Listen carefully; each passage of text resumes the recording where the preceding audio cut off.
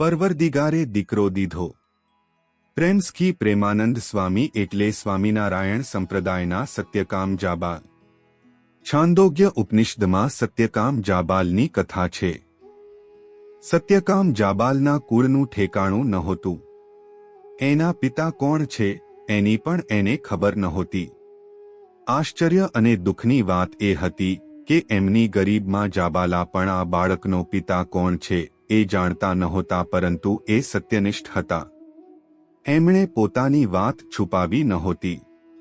મહર્ષિ હરિદ્રુમ ગૌતમે સત્યકામને ઉદાર દિલે સ્વીકારી બ્રહ્મવિદ્યા ભણાવી હતી અને એના નામની પાછળમાં જાબાલાનું નામ જોડ્યું હતું। કંઈક આવી જ કથા પ્રેમાનંદ સ્વામીની છે।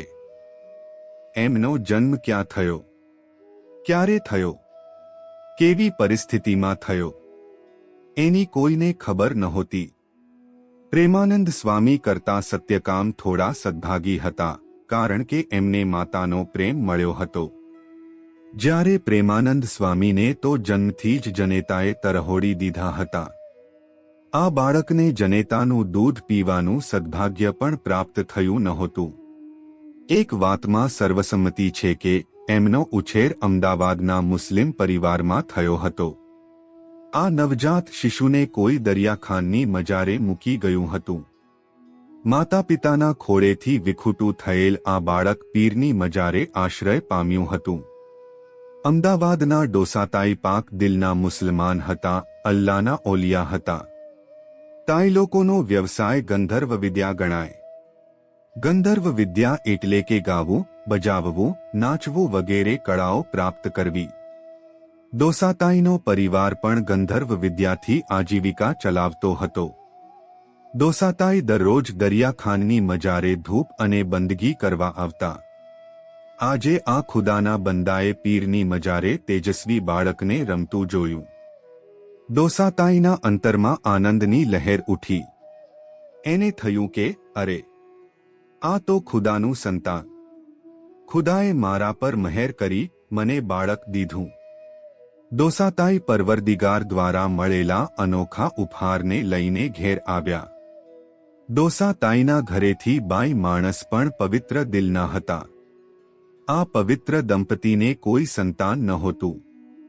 તેઓ રોજ ખુદાની બંદગી કરી કહેતા, પરવરદિગાર અમને એક એવું બાળક આપો કે જે કિલ્લોલથી અમારા સૂના ઘર અને સૂના હૈયાને ભરી દે।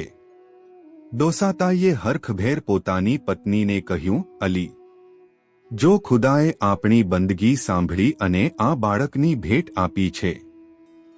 નવજાત શિશુને જોતા જ ડોસાતાઈના ઘરવાળાની આંખમાંથી આનંદના આંસુ વહ્યા। એણે બાળકને ગોદમાં લઈ છાતી સરસું ચાંપી દીધું। કુદરતની લીલા તો જુઓ। જે બાળકને જન્મદાતાએ તરહોડી દીધું, એને લોહીનોય સંબંધ નહોતો, એણે સ્વીકારી લીધું। દેહના સંબંધ કરતાંય ચૈતન્યનો સંબંધ શ્રેષ્ઠ સાબિત થયો। એક અનાથ બાળક સનાથ થયું, નોંધારાને આધાર મળ્યો। ડોસાતાઈએ બાળકનું નામ રાખ્યું નૂરતાઈ। તાઈ પરિવારમાં ઉહરતા નૂરતાઈને ગંધર્વ વિદ્યા ગળથુથીમાંથી મળી। ગાવા બજાવવામાં એની પ્રવીણતા ખીલવા માંડી। જય શ્રી સ્વામિનારાયણ।